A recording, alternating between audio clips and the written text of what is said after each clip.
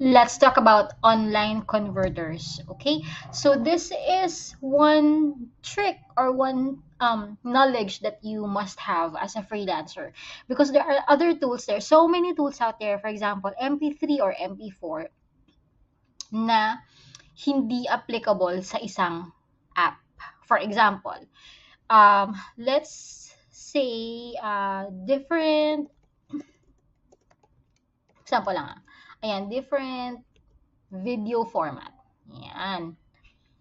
So, may mga iba't ibang different format ng video kagaya ng MP4, MOV, VMW, BMW, WMV. Ayan. Inisip ko Korkshe, no? Korkshe. Ayan. So, maraming mga iba't ibang format ang video. Ang common lang that we know is MP4, but there are others. Now, for example, dun sa app ni client or let's say for the Apple, the one thing that gumagana is the MOV. If you will be converting, there are tools or apps that the MOV file is not working. So in order for you to watch the video, it has to be converted to an MP4. Papalitan lang yung file name. Ganun lang siya in essence.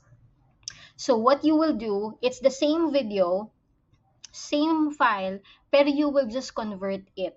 Okay, it's techy and we don't need to understand the nitty-gritty of it. Basta from MOV, you convert it to MP4. That is crucial at magagamit mo yan even in your life as a person.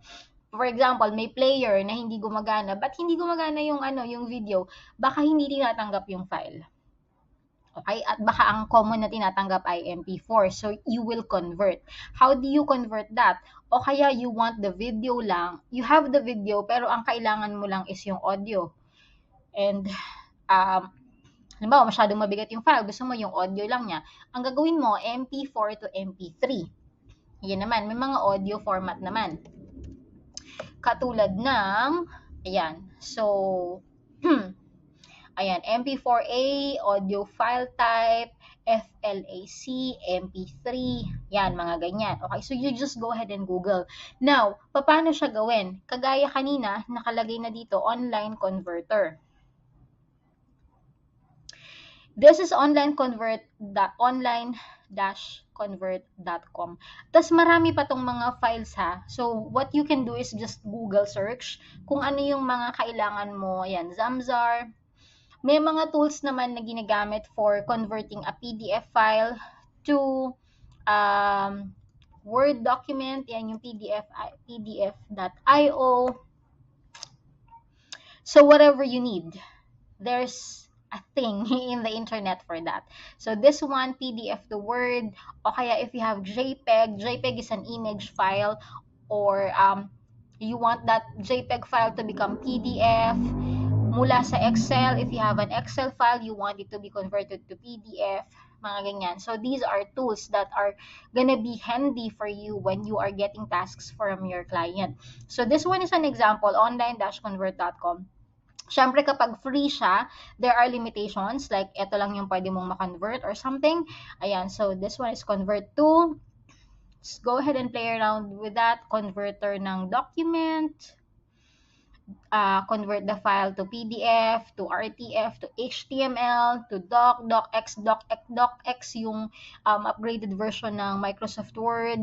Di ba may mga MS na 1997, may gumagamit pa ba nun? Mga ganyan. Docx is the one that we have now. Yan. So, yung mga hindi techie,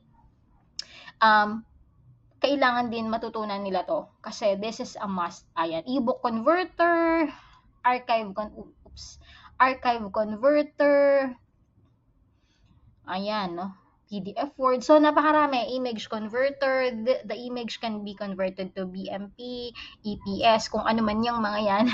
Mga technical terms yan na maaaring magamit mo when you are in the middle of your project with the client. So, just take note of it. One day in your life, you might be able to use it, and I'm happy that I was able to share with you kung ano yung mga tools na to. Google is your friend. Okay? So, yun lang. This is just a short video showing you that there are ways in order for you to convert a file from any file that is to another file format. Okay? See you on the next video.